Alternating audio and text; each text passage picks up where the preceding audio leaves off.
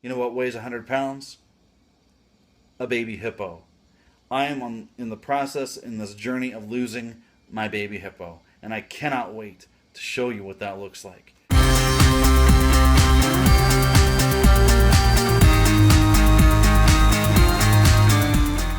Hey, how's it going? This is Brandon Miller, and I wanted to share with you briefly about my weight loss journey of losing 100 pounds over the course of a year.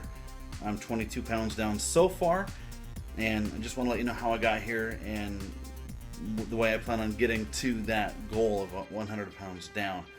So, starting back in January 31st, 2014, that afternoon, I got home from church and I felt really just nauseous and weak and dizzy and sick, just not myself. And my wife, being diabetic, suggested that I check my blood sugar, and sure enough, it was really, really high.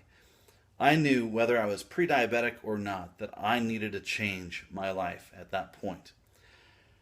At that point, I was the heaviest I'd ever been. I was at 259 pounds, and I did not like the way I looked. I did not like the way I felt.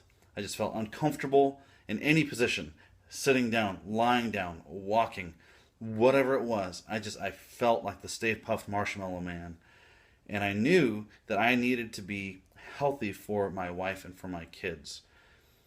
So, and instead of going on some sort of program or a diet, which in my mind has some negative connotations, I wanted to do what I'm calling a lifestyle upgrade, where there are things that are sustainable through the rest of my life.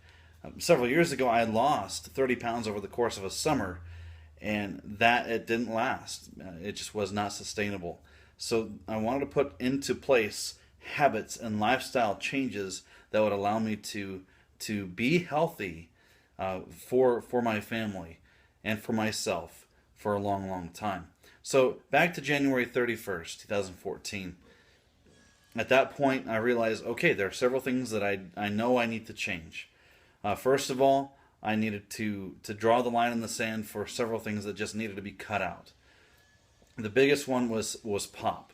For me, it's so easy to guzzle that stuff, and it's good. I love Dr. Pepper. That's my favorite, or a Diet Dr. Pepper. However, I knew at this point it needed to be all or nothing for me, and that might not be a general rule for everybody, but for me, certainly, pop had to go. And I'm not on a no carb sort of diet, but very low carbs as far as my intake goes. And instead of a lot of carbs, increasing my protein. For me, instead of doing 3 large out of control meals, I wanted to do 5 or 6 smaller ones that were around 250 or 300 calories total for the day.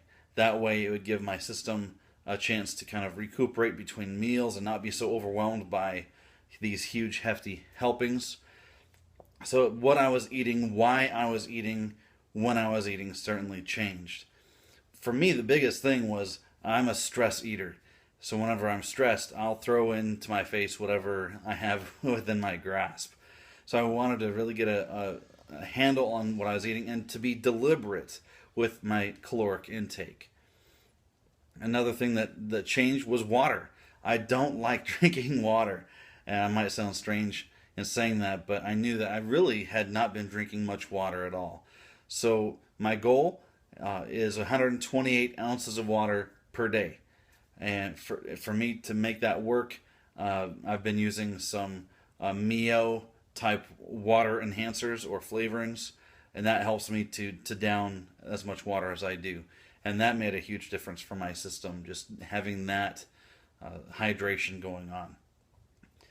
Another thing that really needed to be put into place was some exercise. Even though the diet portion of things, the food intake part of things is the biggest contributor to weight loss, certainly have to have activity. Before, when I was 100 or 259 pounds, it was tough to even go 2 or 3 blocks before I was winded and just completely wiped out for the rest of the day. So I knew that I wanted to at least do something that I knew that I could work up to, and that was walking. So I set kind of a 2 mile circuit in my neighborhood that was just easy to kind of calculate, easy to check off my list once I was able to work up to doing those 2 miles. And whether I felt like it or not, I put that into my daily routine. Two things that are just instrumental in working this system, this lifestyle upgrade, is my Fitbit. And it's not for everybody, but for me, in tracking my steps, it has made a huge difference. For one, I'm very competitive, and you can compete with people that you're connected to via the app. And also just being able to be, I'm a numbers guy, and very helpful to have just the numbers ahead of me, how many calories I've burned approximately, how many steps I've put in, that sort of thing. So the Fitbit has been instrumental, and also the app that accompanies that's free, and the MyFitnessPal app. Those two apps sync with each other, the data that is collected from both. So I've been mapping and just inputting my caloric intake, and it's really eye-opening for me when I started looking at the package label. Okay, a serving size of tortilla chips, 15 chips or 10 chips or whatever it is. That was really kind of offensive and just annoying at first, but knowing that I was doing those 5 or 6 smaller meals, it really became easy to do the serving sizes that are suggested. And with that in place, being able to track my caloric intake, I was able to easily see at my fingertips what my caloric deficit was as I was going through the day. And of course, it's simple math.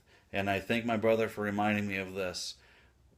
If you eat more calories than you're burning, you're going to gain weight. If you eat fewer calories than you're burning, you're going to lose weight. It's just simple math. So I thought, okay, I really want to be ahead of this. I want to be very deliberate in my caloric intake and also my calorie burning. And so the two apps, MyFitnessPal and the Fitbit app and the Fitbit itself, are huge for me. So the brain game, the mind aspect of losing weight, I think is so strong, and you have to win there before you can win in the physical part of it, and before you can win in the eating part of it. You have to win mentally, and that's what I'm trying to do, especially being ahead of the stress eating sort of thing, being deliberate in why I eat. So there, as far as dealing with plateaus, a couple conversations I had with my sister, who's living with us, has really helped. I was really discouraged with the first plateau that I hit. Man, I feel like I'm failing at this. She said, no, celebrate those plateaus, because those mean that your body is adjusting to what you've been doing thus far, and you're not gaining. You are staying steady, and that's a good thing. Your body is preparing for another downturn as far as losing those pounds. So stay encouraged. And that helped quite a bit. And also another thing, just the mental aspect that really helped with me, is my weekly weigh-in, the official weigh-in, is Sunday mornings. But being curious, I weigh almost every single morning. And for me, I used to just kind of downplay, if I on Wednesday halfway through the week, I've lost 2 pounds, but it's not official, so it doesn't really count. My sister said, you know what? It's not official, but it's reality. That really helped. The reality is I'm 22 pounds down at this point in time instead of 21 that I was a few days ago. Yes, you have your official weigh-in day so you can record your data, but celebrate the reality when you see those changes. Another thing that is super encouraging for me is about 4 weeks in, when you start seeing changes in yourself. This shirt, for example, that I'm wearing now, used to be like more than skin tight. And so many of my shirts that I wear back in January were very overwhelmingly uncomfortable because of how they fit on my body.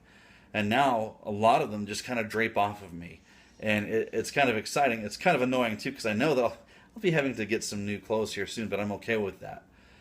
But seeing the changes and feeling the changes has certainly been helpful. I like to claim that my double chin has been demoted to 1.5 chins. So I'm on my way down to just having one chin. I can't wait to get there.